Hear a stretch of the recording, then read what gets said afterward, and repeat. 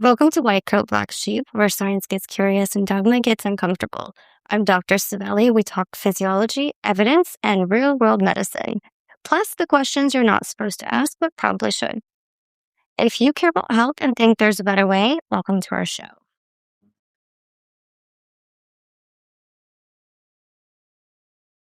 Hi, thanks so much for joining us today. Welcome. Thank you for having me. Yeah, what is your name and what do you do? So my name is David. Everybody knows me as Sound King. I started a YouTube channel about 9 years ago. I started doing police accountability, and I just kind of grew fast. Not gonna lie, I kind of started off as an asshole with the camera, but I wanted to change it up. I wanted to start talking to them and kind of really find out, patterns and stuff like that. Before, cops used to really not like to see me around so much, but now that most of them are just, hey, how you doing? Good to see you again. They know me by name. And so I did grow a large following on YouTube but yeah, I mean, that's my work is a little bit different than your work. And I also really appreciate what you're doing. And Thank you. I have been dealing with some health issues. Yeah. So If you're welcome to share as much or as little about that. Right. I think it's super relevant, and especially like the experience to highlight traditional medicine, because that's, really what I wanted to talk about in general with this floor. It's not great. I feel like we should be doing better, and it's hard to be the face of it to the patient when I just don't think we're fixing a lot of things. And I'm like, hey, here's a Band-Aid. See you later. Or in your case, as you described you weren't able to talk at all. It's like someone just talked at you, and then you walked away with a diagnosis that you're like, no, that's actually so far from what it actually is. All right. I guess I can start with my mom passed away in 2014 of cancer. I would always take her to the doctors there. I would ask questions, and after she passed away, I actually held her hand when she passed away. Toughest thing I ever had to deal with.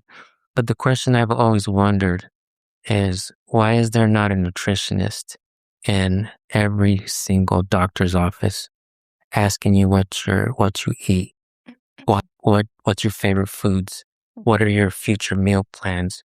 Somebody to work with you on that. Yeah. And I believe that question has never left me. And I believe that question is a question that every single American or every single human being should be asking, is why are there not enough nutritionists? Yeah. And back when I went to college, I took a nutrition class, and it was really hard. Yeah. And it almost felt like they make it difficult to understand certain things. And I understand everybody's different. Yeah. My daughter was allergic to peanuts. Not everybody in the household can eat the exact same foods. Yep. Sometimes people cannot eat certain things. And a few years later, here we are, probably for the last, I would say 6, 7, 8 years, I've been dealing with certain things that I could never figure out what it is. I used to drink a lot. I wasn't a bad drinker though, I was a good drinker. Never. Fun, not mean. Right. Yeah. Exactly. Worst I'll do is fall asleep in the middle of a conversation. But I used to feel things like with my body. I would have like things kicking everywhere. Like I would get like pains in the middle of the night, and I just knew something was wrong. I didn't know. Like a spastic. Yes. Comes and goes, fleeting pain. Mm-hmm. I would mention this to doctors, and they would look at me like I was crazy. I don't know what that is, type stuff. So then, years later, I realized that there was something wrong with me. When I would drink, I would get like a lot of bloating, stuff like that. What did you like to drink typically? Was it beer? Oh, yeah. Okay. Oh, I have a favorite brewery. There's the worst. Gluten. All right, go on. Topa Topa. Yeah, that's what kind of was my favorite brewery, by the way. Yeah, I don't know drinking. I don't can't drink anymore. But, I did start feeling things were wrong with me, so I had to leave it alone a little bit. And then I ended up with GERD, I've always had acid reflux as a kid. Did as a kid? Yeah, my mom used to give me Pepto-Bismol. I used to tell. Are you raised here? Yes, Wasco, California. Okay. Um, and maybe I don't know if it was acid reflux or what, but I always had like stomach pains. Yeah. And so it's gotten worse through the years. I feel a lot of it coming up, you know, and so I've been to the doctors back and forth. They never really told me what was wrong with me. They put a scope down and looked. They did that a long time ago, and they told me I had acid reflux. I think that was maybe about 8-9 years ago. And they checked you probably for like H. pylori, the bacteria. Right. Okay. And so I would say maybe about 8 months ago, maybe about 6 months ago, I got some stomach pains, like lower abdomen. I went in, they checked. So it makes a difference. Right. I would say mouth, but then mostly on my left side. And so I did get a CT scan. They told me that I had diverticulitis. They put me on antibiotics. I spoke to the doctor and he said I would not have put you on antibiotics because you have GERD and it's going to mess up with your gut biomes. Those studies are showing that not every flare-up has to be dealt with diverticulitis. So he told me there are other things you can do like fasting, stuff like that. So that's true. Yeah. Right. And so I make bowel rest is what we call it. It's like you didn't do like food, clear liquids. Right. Okay. Clear liquids. I would drink a lot of water. They say to drink a lot of water. So I started doing that. And I think since then, I've been trying to figure out what I can and cannot eat. The doctor recommended the FODMAP app.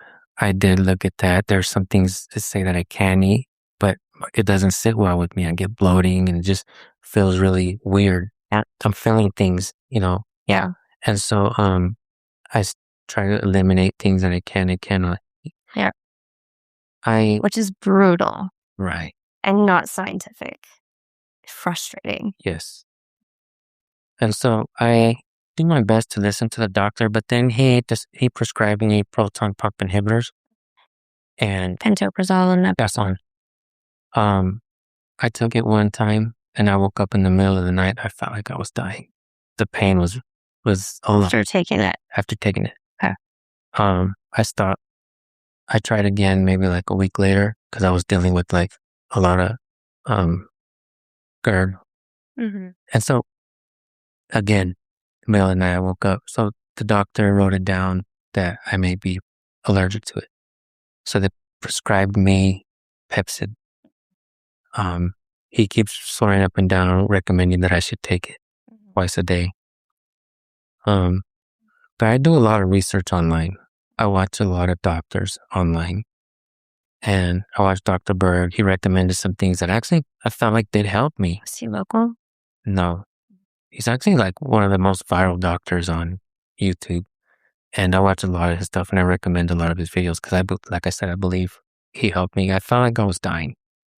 I believe you. I mean, there's just like, it's insane. Just food, our diet, like you said, nutrition is everything. I'm sensitive to it. Right. And in a respiratory way. Right. And so some foods don't sit well with me. And then now I am dealing with diverticulosis. And so it's kind of a balance of what I can and can't eat, how much fiber I can eat, because if I eat too much fiber, it messes with the GERD. And I'm a side sleeper. And so even though I fall asleep on my back, I end up on the side. And I can feel it almost every night, like something gurgling. How long after you eat do you wait before laying down? Great question. Now, most recently, probably like since the last couple months, I walk after I eat now. Okay. And that's beautiful. Yeah, 3-4 hours, 5 hours. And when I first started fasting, it was really hard. But I get used to it. Actually, what's crazy about that is, when your stomach hurts, you get hangry. I've gotten to the point where it actually feels good when my stomach is growling and it's kind of hurting because, from the research that I'm doing, You can embrace that I can embrace it. Yeah. And I'm like, oh, here we go. We're fighting the back. because you know what exactly is happening, and that's, you're letting the whole process go. Yeah, not a feeling anymore. All right. Yeah. So I've had some tests done. They said that I have a slight fatty liver. At this weight? No, I was a little heavier. Okay. So sometimes I get sick and then I start fasting and then I start to lose weight and I feel like I can do everything again. Drink coffee, That's a good tactic, actually, for anybody else who has frequent sickness. I just stop like a fasted state 3 days on average is really recommended. yeah. So sometimes I feel good and I feel like, oh, I'm good again. And then I'll start eating stuff I'm not supposed to. I'll take one bite of pizza and then next time it's 2 bites and it's like, you know what, I can sip the whole slice. Dang it, you missed it. Brain missed it. Yeah. And there's times I look at everybody eating food and I'm just kind of crying inside, and it sucks. But I know, I think fasting does work. Yeah. For certain, I guess for a lot of things. Yeah. So I also have had like a chest pain recently. So I went to go get checked for that. It just, like I said, I do some research. Right upper. Yeah. And also like on the left side, kind of like on the side, not as bad. And then when the right upper, I feel like it's all the way through my chest to my back and even down a little bit. Is it fleeting or it stays there? It stays there. And is it heavy or sharp? I would say dull, maybe. When I would breathe, it would hurt. And then I felt like I couldn't catch deep breath. So I'm, doing ChatGPT as well, and I'm trying to find out um what it is. I go in and get tested. They're like, oh, nothing's showing. It looks good. No lung problems and stuff like that. My tests keep coming in, good. And one thing about fasting is, last time I got sick, I started fasting and I lost 30 pounds in 2 weeks. And the doctor said, come in, that doesn't sound right. And then they did some tests and he was like, how did you do it? Because everything came back normal. And I was just like, well, I was fasting. And then, I introduced, liquids like bone broth. And then I went on the Mediterranean diet and, stuff like that. And so they said I was good, but then I still deal with the GERD or, acid reflux. So, recently, the other day, I had a phone appointment with my doctor, and I, made a list of things. First and foremost, I do research online, but I also take advice from the doctors. I don't just listen to everything everybody says, but I take into account. And same thing with the doctors. Let's not forget that he prescribed me proton pump inhibitors. They weren't good for me. He recommended the FODMAP. Not everything on there I can eat. And so when on the phone interview with the doctor, I started to ask questions. I made a list of things of, what might be wrong with me. I'm trying to rule out H. pylori. I'm trying to rule out, do I have irritable bowel syndrome? Just a lot of different things. And last time I went to the doctor and I asked, you see the videos online about how everybody has parasites and you need to, I see that. you need to do a cleanse and stuff like that. And I wondered about that. Is it possible that I may have? I think in general, no. I hate to say that because I think the answer is in the right ratios of our good and bad bacteria. And I just met an incredible doctor a few days ago, and she's in functional medicine. She takes a lot of heat for what she does, but then she's, in my opinion, brilliant. She has outcomes. So, like, say what you want, but she has outcomes. And so she, like, even the bacteria that are very well documented to be the good ones, she has a lot of evidence that shows that it's actually not. And so it doesn't mean that like we're all wrong about everything, but it means that there needs to be an open mind to the fact that we don't have it all right. The things that we have, like, researched and, whatever. So anyway, I like her method. I think she has the concepts of the good and bad bacteria. So there's always a secret war going on. Okay, go on with that Right. information. So, When I went to the doctor, I asked the female doctor that was in there if she can run a test for parasites. And she looked at me like I was crazy. She's like, what makes you think I have parasites? I was like, well, I just want to rule it out. yeah, You know, which is not crazy in right, this area. right. It's not. And so it's almost like she got upset because I asked her. It's so personal. Yeah, I took it personally. And well, I just said, well, look, just can you run the test or not? So ran the test, came back negative. So when I was speaking to the doctor, I had made a list of things and he just wouldn't let me speak. He kept cutting me off. My son was listening to the conversation, actually made him angry. But I'm at this point in my life where I'm not like, I don't stress because I know that stress actually really hurts my gut as well. It kills the best bacteria so fast. Right. And so I've learned how not to stress. There's times, I would say maybe like 3 times since I've gotten sick, but I actually thought I was on my way out. And so I've had to get good with God, with everything. Mm-hmm. There was one time where I got so stressed out that I had to go for a walk and I was screaming, why? I was so sad and angry and just couldn't figure it out. And I went for a long walk tonight, probably like 3 hours. That's a good walk. Yeah, it is. Now I can go for a walk for an hour, 2 hours, like nothing Amazing. after I eat. I love it. That's ideal. When I'm laying down, I feel like I'm dying. When I'm rocking, Every time? yeah. Now when I'm rocking, I feel like I'm alive. I feel like I have life to live. But you shouldn't be scared to lay down. Right. What's crazy is the nighttime when it's time to lay down has been for the last couple of years the worst time of my life because I feel like, am I going to make it through the night? Anxiety. Dread. Yeah. And then I get like pains and they just The right side. kind of hit like almost like everywhere, like in my right, left. And they push through to the back? Not really. It's like sometimes it's just like a sharp pain. I call it spasms, but man. Spasms. It sounds like gastric spasms. Just your gut moving. Right. Not nicely.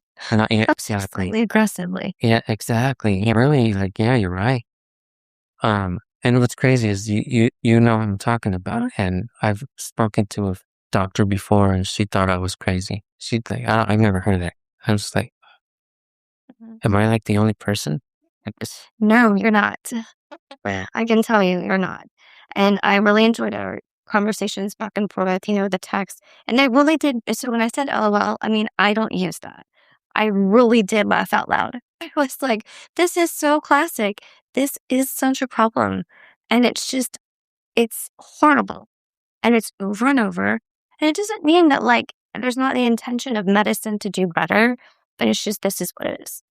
And it's like, this can't be all that we offer. Like, I don't want to just hear that you have a little burning and then I give you Pepsid or I give you, no, there should be a deep dive into what are you eating? How are you sleeping? What's your stress? And so you described very well, like your stress category. So I'm not worried about that. The next category is, your activity, which you had described is honestly, I'd give you a really good score for that. And then the next thing would be like, okay, well, what are you eating? Exactly. Like specifically when, because how much you eat, when you eat, all of that stuff matters. And then you're very diligent. So keeping a diary of like how you felt and how soon after matters. With food, it's very interesting because on average, it takes like 3 days to really get a different type of reaction. So you have the initial reaction to how your body feels with the gas bloating, the fatigue, perhaps. That's just extra histamine. Can wake you up at night or in your sleep. 3 days later, you can get a different antibody reaction. So if you did have an allergy. So, I mean, 3 days ago, what did I eat? I mean, that's tough unless you're very regimented. Most people aren't that, right? Like most people have jobs, kids, like there's a layer of chaos that has to like, you have to figure out everything through that. So, I mean, when it comes to food, so say you did all of that, right? And I'm sure you probably did. So this is what I eat, how much and when, and my activities around it. So you also, in a sense, crossed off the infectious causes. So then now what, right? So then I would do subspecialty test. I don't know, have you done any RNA testing of your gut? No. Okay. So there's DNA test, there's RNA test, and I really like more recently learned this. And then there's fiber, there's different types of fiber, soluble fiber, insoluble fiber. Not everybody fits into one category. And a lot of times for fiber, you really just have to try it and see what happens. It's not like it has better science behind it more than that, right? Like when I did this, it did that, and I didn't like this. So, okay, don't do that. It's not as simple for this one. But a lot of times, outside the fiber category, so I would do the testing. There's so many different tests out there. Currently, I think Viome is my favorite. I definitely want to connect with that one doctor that I mentioned to you. I would say her name if I could remember. But yeah, I just met her. But she recommends the RNA test, and and that tells us if there's active bacteria that doesn't show up on all these other infectious panels. Because, like, say it's just C. diff, which I say just C. diff, but C. diff is like a weaker player in the game of bacteria that, if in the right situation, it becomes powerful. And so, like, say you're sick, right? Like, whenever you're run down or you're stressed, that's whenever it just like flourishes. And then, everything's a test for stuff like that. And sometimes they will show even negative. So there's just like a lot of like little details that are like big deals. And like our virus, like I was fine. And then after this moment, I was no longer fine. Something has shifted in the DNA. So you need the right team who can identify those things. And it's typically not covered by insurance, which is very frustrating. So the access now has a barrier. Wow, that's first time ever hearing anything like that. Good.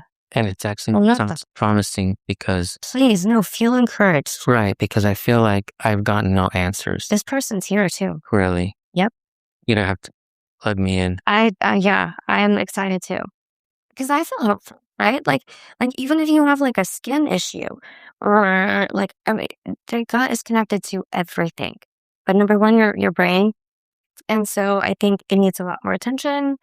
A lot of what we do know and practice needs to be like a little shaken up. We need to really focus on that, put some funding behind it. I think that is the answer to me. Right. Yeah. When speaking to the doctor, like I said, he kept cutting me off.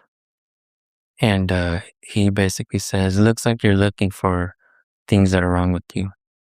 You need to stop. You need to stop searching, scrolling online.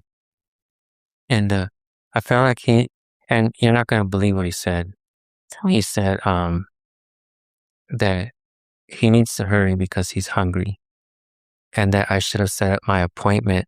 I can't. He said that I should have set up my appointment early when in fact, they're the ones that set up the appointment at 11 o'clock, 11 a.m. And he didn't call me till 12:15.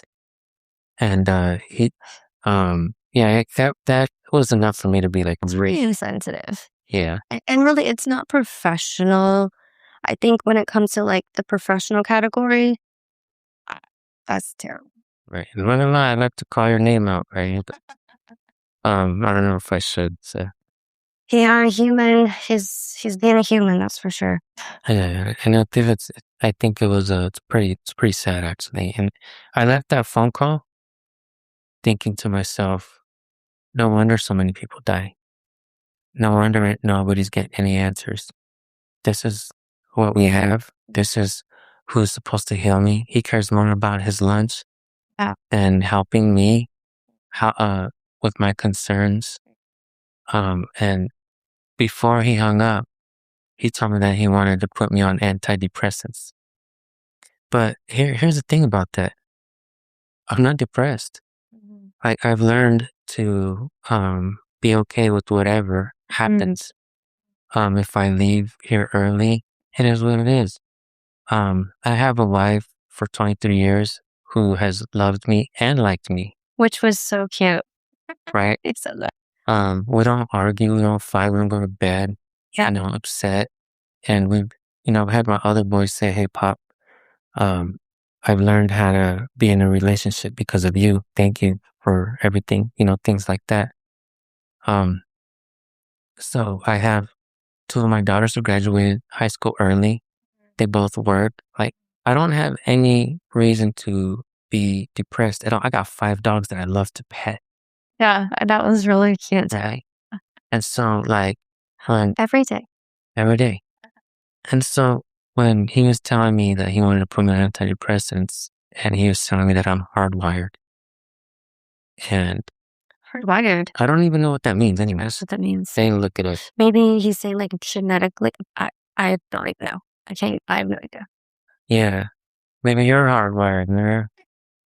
And man, I don't know. And I just told him, no, I don't think so. Either way, I think I would have to do some research and read some reviews and stuff like that because I don't believe that I'm depressed at all. I'm concerned about my health. I don't feel like I'm depressed. I did do a little bit of research and it does say that that can help, but it can help, with the gut and the brain. But at the same time, people can't get over the zombie feeling, the mummified feeling. Yeah. And so I'm just like, well, I don't know if I want to turn into a freaking vegetable here either. No, that's not the answer either. Right. Yeah.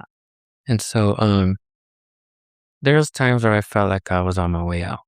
And I have a good friend out of Florida. Shout out to you, Fenton. Shout out to you, brother. Fenton started because one time I was talking to him on the phone on a walk and I was like, it makes me sad, bro.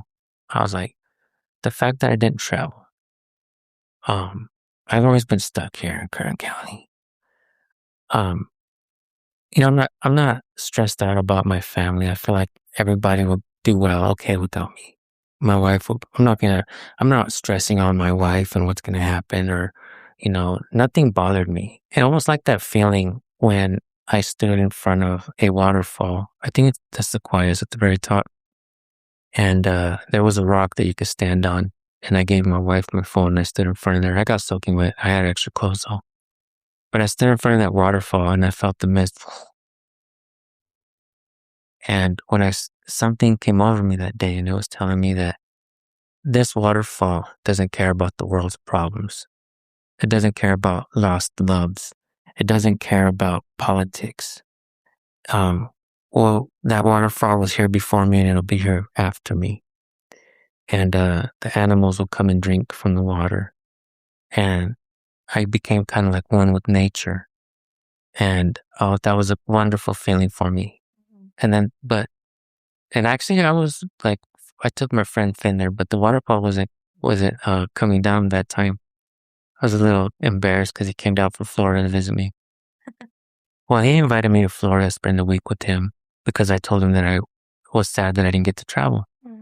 Since then, he paid for me and Nate to go to Philadelphia. We stood in the building where they signed the Constitution to celebrate his birthday with them. That's awesome. He paid for me, my oldest son, Junior, my daughter, Emma, and my wife to spend a week with him in Colorado. We seen it was like all 4 seasons. We seen the snow, we've seen rain, we've seen the sun. Yeah. And it was beautiful. And we got to visit all kinds of places from Aspen to just everywhere. We even went to Doc Holliday's grave. It was really cool. Oh my gosh. Yeah, it was a little trail going up and it was really cool. We were going on hikes. I wasn't as healthy as kind of like I am now with walking. Like you had shorter distances before you would feel like, okay, I get it right. I'm tired, and I remember hating it, but I remember something that I heard. You never regret after you go on a hike. You never regret it. As tired as you are on the hike, as much pain your legs feel or whatever, after the hike, you never regret it. And so I was like, okay, I'm gonna get through this. And I remember thinking to myself, like, damn, bro, really? You brought us here like on this much of a hike? Yeah. But afterwards, it's like, thank you, bro. And so I really want to say thank you to Fenton for taking me out of, Bakersfield, out of California, because I've never really been out to travel. That was important for me. I didn't want to leave this earth without experiencing that. And I still want to travel, guys. So I feel that same way. And I'm on that journey. And I look for conferences that like I'm learning, but over there, somewhere fun because I feel like I'm making it for all this like lost time. Right. Yeah. And so I just, I, after all of that, I became like really good and okay with no matter what happens, Mm-hmm. But like I said, I still have concerns with my health. I'm trying to figure out what's wrong with me. I don't believe it's just in my head. And when I hung up with the doctor, I thought to myself, how can you say that? Because first of all, I've been diagnosed with GERD, and I've also been diagnosed with diverticulitis. That's not in my head. Mm-hmm. These are problems that I'm dealing with. Have you had the pH checked? Your esophagus? As far as like an endoscopy. Usually they do check with endoscopy, but it doesn't have to just be with that. Right. So when I spoke to the doctor, he said, because I said, well, how do I find out exactly? Because he said because I said, I believe I'm in stage 3, possible stage 4 GERD. And he says, I don't know what that means. Okay, so that tells me you're at a primary care doctor, which I mean that's where I started. I have the same training, so it's not a dig, but it just means that we don't speak in the grades. The grades would be a specialty level. So if I spoke like a murmur, if I said a grade, whatever, like people would think I'm very expert, but it's not common knowledge. So you went expert level. Joy, he kind of spoke to me like I was crazy. He didn't know what to do with it. And Yes. yeah, and he made me feel like I was nothing, like I was unimportant. And I Just that comment or like throughout the whole throughout the entire conversation, my son was mad. My son was angry. He's like, I'm sorry, Pop. And I'm like, it's okay, son. I know. Yeah. Now we know why I haven't gotten any answers. Yeah, and I think every doctor is not able to help everyone. And that's really number one, what you experienced. You guys didn't have chemistry. And I think that chemistry, in a sense, matters because I have to be ready, willing to listen and understand you and the cadence that you speak and the nuances of our language. It's its own thing, right? And then we all have that thing that maybe for whatever reason, maybe it's like from our past traumas. I don't know, but some people just trigger you. So who knows, right? Who knows? But I do know that some people, I can't help everybody. And it's so frustrating for me. I feel relatively good at talking to people and I care. And so when I hit those walls, I'm just like, I feel like this emoji. I don't know. I don't know. You don't understand me. I don't understand you. But it's not because I'm not trying. And people don't know that I ever came across as you experience this person. But I hope not. Right. But I do know there's some element of not everybody's good at everything or every personality. So like say you went to another doctor or like, I don't know, say 10 of them. You should find your person within 10. I mean, but then you're also in one area. So there's nuances of areas. So sometimes in medicine, we do say there's doctor, shopper, patients. Okay. That's not what I'm saying you are. But I think it's just interesting to, share perspective. I think I'm here to learn from you and vice versa. So I try to just imagine, like, am I able to help this person? Do they understand me? Do I understand them? Do I have an understanding of the problem? Do I have the tools to fix it? Are there tools to fix it? Does this person have access to those tools? How do they access that? There's a lot. And sometimes whenever you decide like no for any of those, it's like, okay, so then you have to figure out how to say that to the person. There's a lot, that really goes, at least in my mind, as I'm seeing somebody, because I enter that visit wanting to help and to make a change. Because their journey I see. Yeah.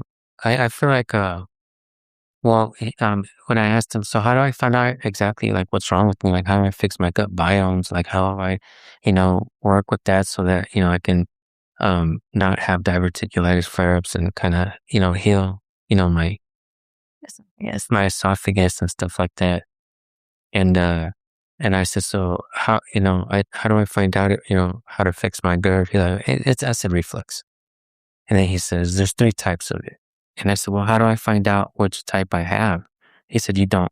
You have to go through the cycle of, the medicines.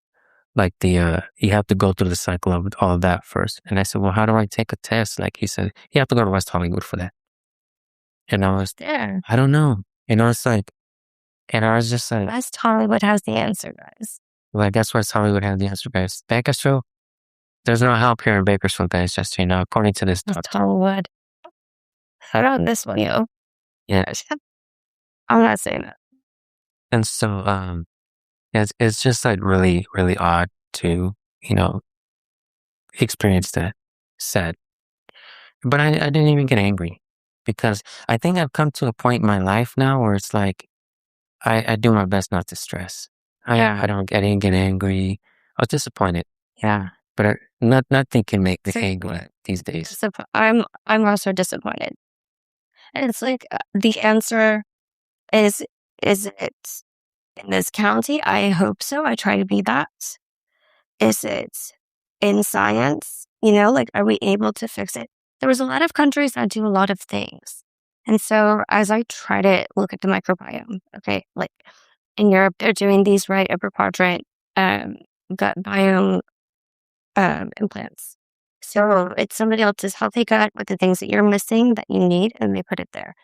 Um, there's research-based options just like that here, and they've learned to put them lower down so it's not quite as invasive. So, or sometimes you don't even need to do that.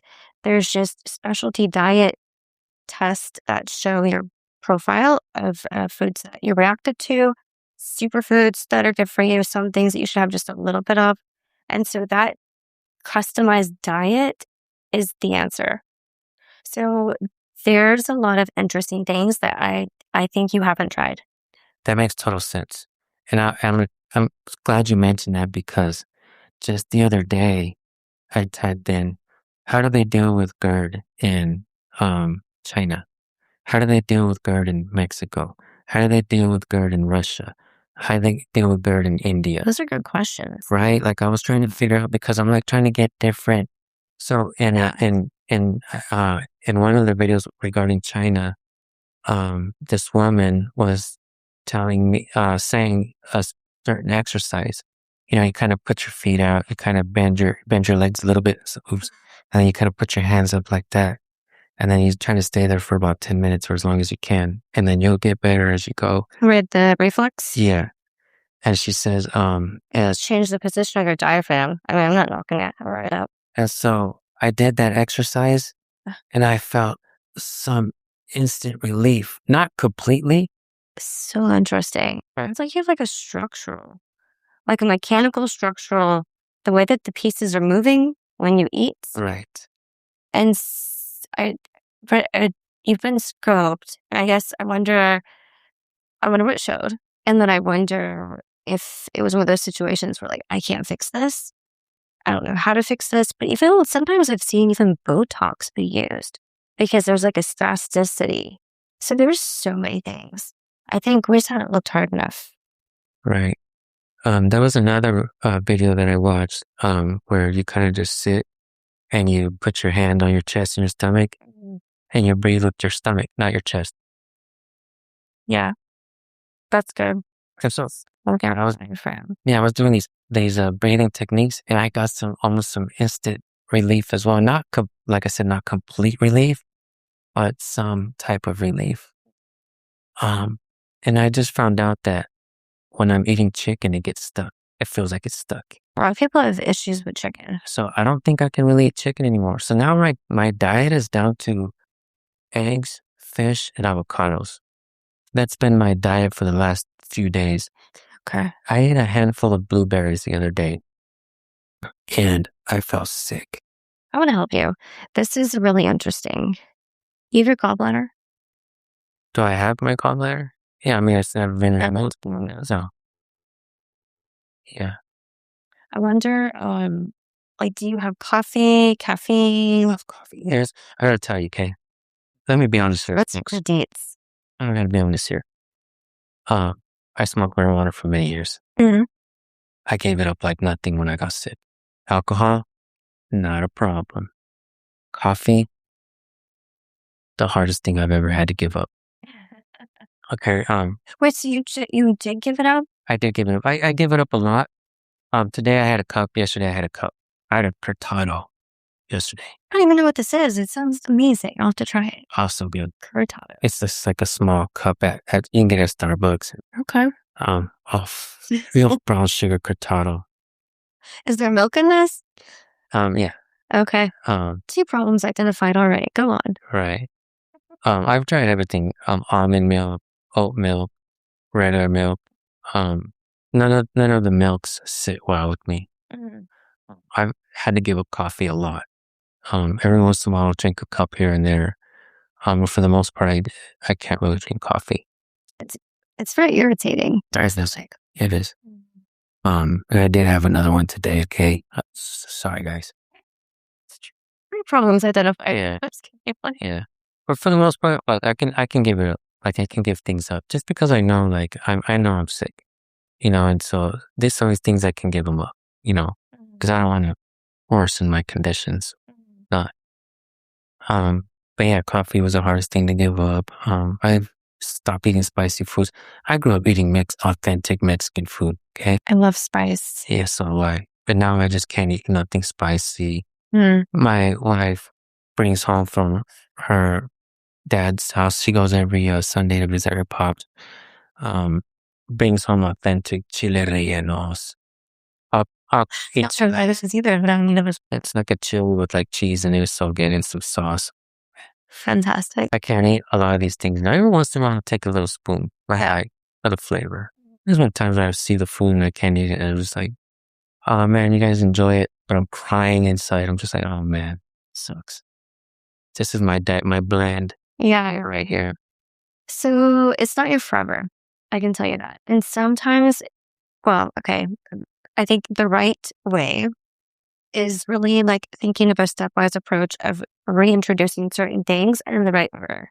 There's even with like the reinoculation of over the counter, like CFUs of billions of different strains, right? For the microbiome or probiotics. So there's probiotics, prebiotics. I mean, just starting both of those together, you can give yourself other unique problems. So the order that you restart foods, the voting of the ones that are triggers currently, it's just temporary if you're done right. And it's a guided process that you go through. Those are probably the best words I've heard in very years, because it's promising. It sounds like, gives me hope. Yep. And you have the diligence to walk through that with the right guidance to achieve the outcome that you need.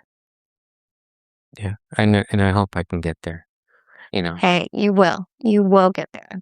And so I haven't seen your labs, but if you want to go through that with me, I mean, hey, I'm interested. I'm invested in this story. Yeah, I would love to share whatever I can with you. I definitely need the help. It's been a rough road, and I want to be here for my grandkids. I love my grandkids. I'm hoping that my son and his wonderful girlfriend will have, not anytime soon. I don't want to push them to anything, but I would love to. I would love to sing my. They're blushing. Yeah. I think I'm blushing. Yeah, I mean, my other son Neki just had my grandson Ezra, and then I love my grandson David too. David the third, right, and Danny. Like my grandkids are amazing. All my kids are amazing. Still old enough for all of this. Yeah. How? I'm 48. I'm 48. And one of the reasons why I shave up everything off is because I'm really gray. Really? And get gray, yeah. I started getting gray as like, I can picture it. yeah, I started getting gray like at, I was like 36, 37 years old, Interesting. little by little. It started with a little pink patch here. Yeah. And then it just spread. And after the mustache, and now I'm getting a hair. That's the only patch of hair I have on my face now. Where it's starting to get gray there too. And it's like, oh, really? But Why do you hold on to the little? I don't know, my science asked me that too.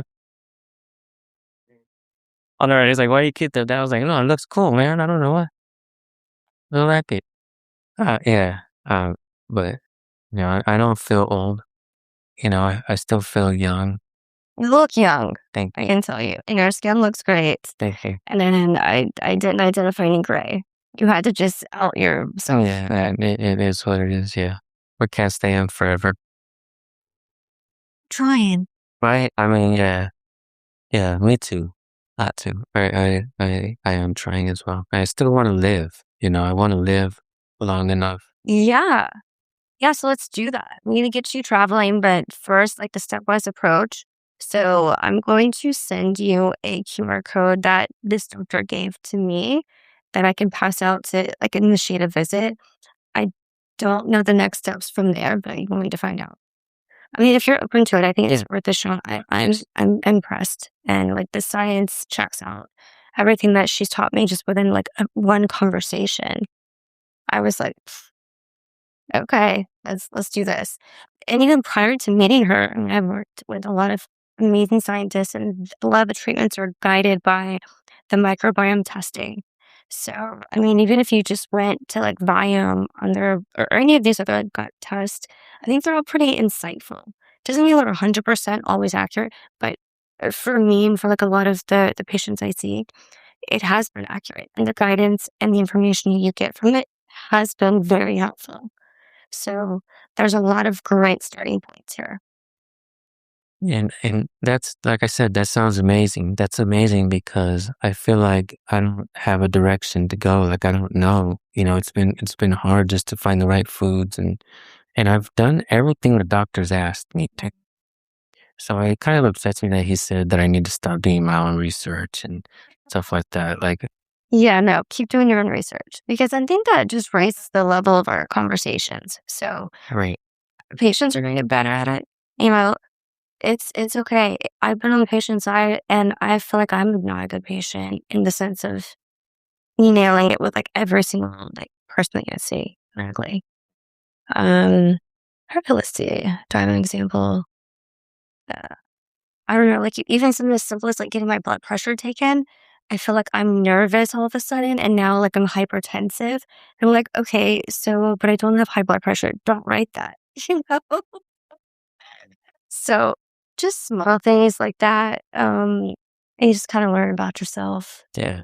I mean, a lot of my tests seem to be okay. Like even when I drop weight like really fast, like I said, even this last time, I lost like 40 pounds in a month and a half. But that was an intentional 40-pound loss, which Right.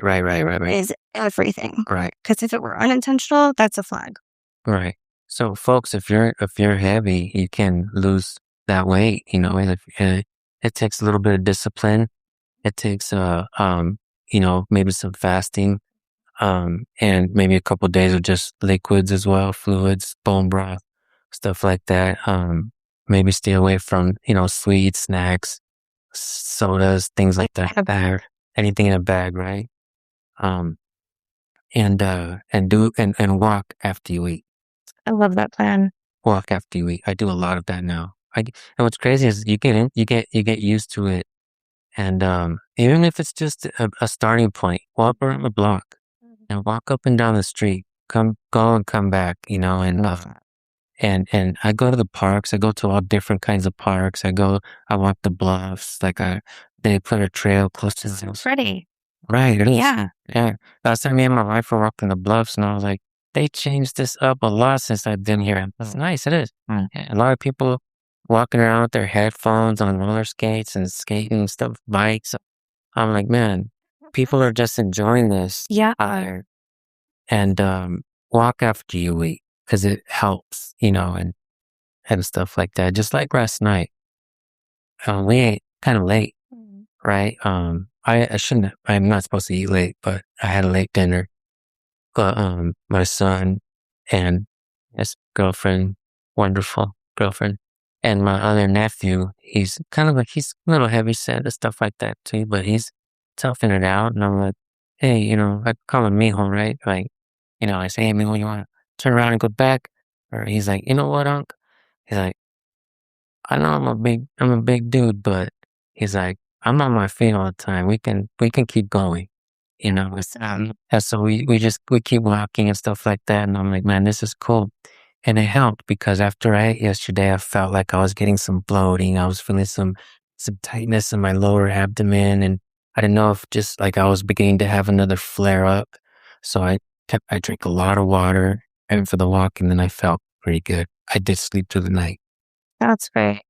So when you walk, it actually acts the same as insulin. So it opens up your channels. Do you know about all this? Have you read it? You different types of insulin receptors that are on the outside of the cell. And the whole goal after you eat food is that the body like opens the channel, like open the door, scoop all the glucose, put it into the cell, close the door. And then to open that door, you can either do that with activation of the muscles. And that's one way, that's a type 4 channel. And then the alternative is that you have the pancreas or hello signal. I just ate food, clear it out so then the pancreas will give you the insulin. And the insulin has to be enough to do like a lock and key mechanism to open the gate. So if the pancreas burns out because you're diabetic, that's a problem. If you're not moving and you're not opening the gates, that's a problem. So if you're sitting and you're diabetic, two Mm, problems. wow. Yeah, I don't know if that's helpful at all. Yeah, it is. Yeah, it is. Because not only that, it tells me that I'm kind of doing the right thing. Metabolically, you're doing the right thing. And at this point, that's all I have left. At this You have point, so much left. like, yeah, I feel like, and I think that, like I said, when I'm walking, I feel like I'm alive. When I'm laying down and I'm sitting down, I feel like I'm dying. Yeah, it sucks to say all that. Well, you haven't found the answer yet. Right. But you will. Thank you. I want to, and I will. You will. And I'm going to help you do that. If anybody wants to reach you, will you just let our listeners know, like, your name and maybe your YouTube channel if they want to find you? Yeah, so my YouTube channel is King Valley Transparency. I do police accountability. I kind of started off as an asshole with the camera, but I don't really like seeing myself like that. So I started opening up conversations and looking for patterns, um, like the police whisperer now. Um, and on Instagram, I'm official King. And I just, it's different type of work and stuff like that. I may scare some people away from it, and I can be harsh sometimes when they're harsh with me. But at the same time, I am respectful as well. I'm not anti-police. I'm not anti-government. But I do believe that, we the people need to know things like our rights, the Constitution, Constitution wasn't written to give us our rights. It was written to limit the scope of authority that government has over the people. And if we don't know these rights, we don't have any rights. A judge once told me that. And so these are things that I truly understand. Like, we shouldn't be sending our kids to the stores, to Starbucks, to the movies, to the football games without knowing their rights. You're possibly putting them in danger of not knowing these things. And if you think that a certain government official or police officer is going to tell you what your rights are, no, on the contrary, they're going to try to find ways for you to voluntarily give these things up. And I'm not talking to you criminals. I'm talking to the people. You know what I'm saying? And it's just that's my work that I do. My email is sjbtkern@gmail.com. You can find me on Instagram. Send me some messages on there as well. Yeah, I mean, and once I seen your page, I feel like God opened a door, and I felt like, oh, she's local. I'm going to send her a message, and you responded, so thank you. Of course, you're awful. I did. That's the point. As soon as I seen you, I felt hope. Good. And so just so you know, okay? Yeah, I value that. Thank you. giving people hope. And because I do believe that doctors should be trying to find answers for us, not just feed us pills and tell me that I'm depressed when I'm not, and prove me on things like the doctor, like I said, the doctor. Things that I don't believe in. Yeah, and so Yeah. I watched Dr. Berg. Shout out to him on YouTube. Hey, Dr. Berg, reach out to her, man, if you ever see this. Let's be friends. Yeah, and he's amazing in the stuff that he shares as well. And if he says that he shared information that he believes is wrong in the past, he'll come out and say, "Hey, Same. I changed this." Feel shame for that. I don't want to. All right, I think, yeah, but I don't care. all right. And we do need You're wrong. the people need you, Thank you. and I think you're not afraid. You went to school, obviously, you know some things, and you're offering that to the people. And I think that is extremely important. And I want to do my best as well to help you blow all of it and shed some light on this as well, because like I said, people are looking for answers and they're really not getting any. What? And when I ended that phone call with this doctor who's getting paid to help me, I felt like no wonder, like I said, no wonder the people are dying. No wonder people are not getting answers. And then when I found you online, I was like, man, we have some hope here. I feel like I'm just here to ask questions. I'm like, is everybody else asking this? No? No? Is that strange? So, I mean, yeah, I just encourage more asking why Right. rather than who said. Yeah, So, all right, thank you so much for your time. I really enjoyed it. you're amazing. Thank you so much.